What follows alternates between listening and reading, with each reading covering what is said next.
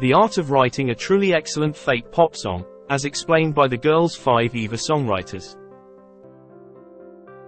The dynamic divas of Girls5eva are back for Season 3, which debuted, along with the first 2 seasons of the show, on its new home at Netflix this week, bringing with it the undeniably catchy songs that have helped to make this gem of a show a true musical delight.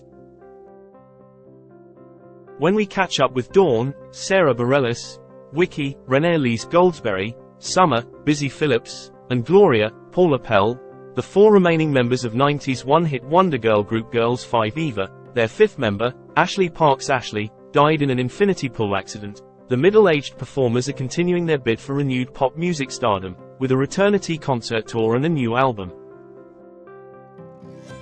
Though the show is an endearing parody of the music industry, its treatment of female pop stars, and the cult of the girl group, it's also a veritable earworm factory, thanks to the songwriting prowess of showrunner and creator Meredith Scardino and executive producer and composer Jeff Richmond, who, along with Bareilles, are responsible for creating the bulk of the hilarious original songs from the show like Dream Girlfriends, New York Lonely Boy, and of course, the ebullient and instantly iconic theme song, Famous 5eva. Though the tunes are ostensibly satirical versions of pop songs, there is no questioning that they are true bops in and of themselves, which led us to wonder, what does it take to write not only a believable fake pop song, but one that is truly excellent? To find out, we caught up with Scardino and Richmond ahead of the 3rd season's premiere to talk about the songs this season, their favorite girl groups of all time, and the rumor that a certain buzzy pop star might have written a song for the show. Time. How did you draw inspiration for the songs this season? Scardino, this season, it's fun to hear them do a little bit of a country song. In episode 1, they go to Fort Worth. It's because they realized Fort Worth, Texas was the biggest city in America that didn't have a hit song about it. They saw a hole in the marketplace. Sarah Bareilles also wrote a stunningly beautiful song that you see in episode 6 called The Medium Time. We had kind of talked about the concept. We like all the songs to basically be born out of the story, so they have an added weight when you step out to hear them. We had an idea of roughly how the song would function and the broad strokes of what it would be about. After we talked about it with Sarah, she was like, "Cool, got it." And then sent the most beautiful demo that encapsulates everything that we're trying to do in such a poetic, beautiful way that feels like a song that the character would write.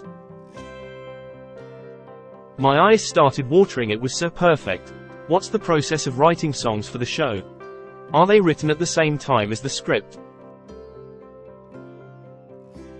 Richmond, it's kind of a super basic process that becomes more involved as the season goes forward. TV writing happens really quickly, so when Meredith is writing a script, she'll flag me right away and say, "I'm going to write a song for Vicky, that's going to be doing this." Then she'll lay out the first draft, and it may be very skeletal, just several funny couplets and they don't quite have a hook yet, and we'll bounce ideas back and forth. Then I'll sit with it for 10 or 15 minutes and start to do a really rough, sketchy demo of it. Meredith and I will go back and forth, very quickly. Shush is a really good lyricist because Shush is very funny. Then I'll come in and I'll do my first draft of music. And then at some point, we'll have a read through and we'll listen and make a few more tweaks. Then I'll go into the studio and we'll start hammering out a more concise demo with the team. Scardino, a lot of times I have an idea in my phone or something that I put in my notes app, or it might be in my head. It should always feel like it's tied into story because we don't want to indulge and step out for too long. As a group, we would come together to get ideas and then I would usually mull on it overnight or be on my laptop alone for a little while to try to assemble something and then bring it back to the room. Another really fun thing is after the fact, once you have the episode done, you've shot it and then you're in the ADR sessions. It's then that I usually like to work on filling out songs for soundtrack, and putting them in the credits. Every season there's a soundtrack, but not all the songs that appear on the show make the cut for the soundtrack. How do you pick and choose which become full songs? Richmond, it mostly comes down to the way the whole creative team and writing team feels about it by the end of the day. We start thinking more like songwriters and not comedy writers to see what feels like it has legs to fill up 2.5 minutes of music. Lots of times, we'll get to a point where we'll have a 30-second song and realize if we just could write a bridge, we could stick it in here. That's our best bet because, just in musical terms, bridges can be so useful for that. It takes you down a new musical road for a little bit and then you can bring it back around. So we have found that in our toolbox, it helps us fill it out and make it feel more like a completed piece of songwriting. Scardino. I would love if every song was somewhere that you could play on your phone, but there's so much in every episode, we just don't have the resources and time to make them all into full songs. Even though I would love nothing more than to write the 40-minute version of Fort Worth or the version of Set that Sarah's character Dawn does that uses all 400 definitions of the word. We sort of pick one per episode to be a full version of a track, even though each episode has like 8 times that someone is singing something and they're all fun. We do have a new album that's going to be 12 tracks, all from Season 3. Are there any girl groups that inspire you when you're writing these songs? Or just favorites in general? Richmond. I love Destiny's Child, one of my faves. I love Spice Girls and Beyoncé and En Vogue. Scardino. I love Destiny's Child. I loved watching Making the Band back in the day, even though I feel like those shows were pushing those girls pretty hard in a way that maybe wasn't the best. I love Danny T. Kane. Do you have a favorite song from the show? Richmond. Geez, that's a toughie. There's the I'm Afraid song that Dawn sings in Season 1 that I love, and New York Lonely Boy is just a fave because it's a style that I love. It's Sir Early Paul Simon.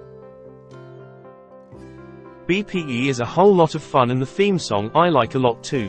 Scardino. There's 2 that come to mind. New York Lonely Boy is a song inspired by my son, who was 3 or 4 when I wrote it, and obviously other writers helped as well. When he was 5, he asked for a tuxedo for his birthday. It's just sort of an observation and it's so tied to New York and my own child that, and the demo was beautiful. And then the Milk Carton Kids, Sarah introduced us to them because she thought they would be perfect and they were. And now my son knows all the lyrics to it, which is really cute. And then Sarah, similarly, with I'm Afraid, Dawn's Song of Fears, was just so cathartic and fun to write. I could write lyrics for that endlessly. We all threw jokes into a Google Doc and I wrote a bunch of lyrics later. I just love all of Sarah's songs that Shush has written for the show, whether it's 4 Stars or Bend Not Break. They all ground the show and make you root for the group's success and care about them. There was an Ariana Grande song that leaked that she said was for a show about a fictional girl group. Is there a future where Ariana Grande is writing music for Girls5eva?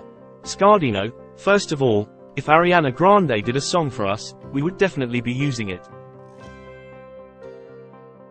In some ways, I want to just not even comment because it's fun to think that it was for us.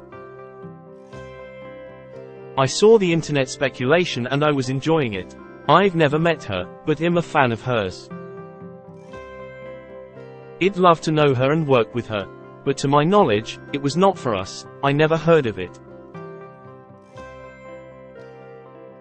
I love the confidence that the internet has thinking, oh, it's definitely for Girls5eva. I'll take